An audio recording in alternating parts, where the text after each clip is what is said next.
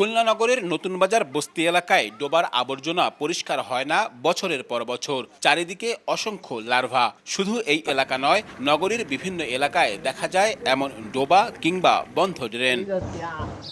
খুলনা মহানগরীতে সম্প্রতি বেড়েছে মশার উপদ্রব। নগরবাসীর অভিযোগ, যত্রতত্র আবর্জনার স্তূপ, ড্রেনের পানি প্রবাহ বন্ধসহ নিয়মিত মশক নিধন কার্যক্রমের অভাবে এ পরিস্থিতির সৃষ্টি হয়েছে।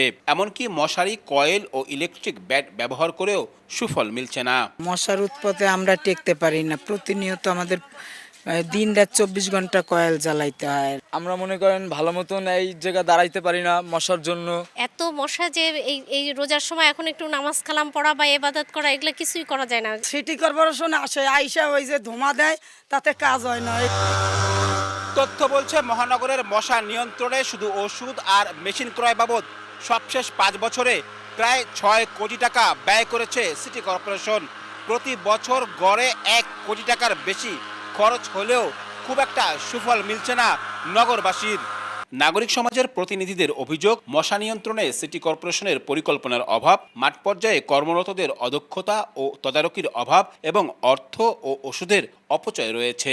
ওষুধের মান নিয়ে আমাদের প্রশ্ন আছে। সময়ের ব্যবধানে মশা যে তার প্রকৃতি, তার বৈশিষ্ট্য পাল্টিয়েছে, সেটার সাথে আসলে সঙ্গতি রেখে যে ওষুধ ব্যবহার করা দরকার, সেটি হচ্ছে না।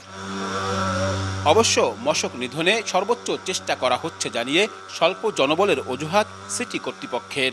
ওষুধের সমস্যা না, আমাদের লোকবলের একটু ঘাটতি আছে।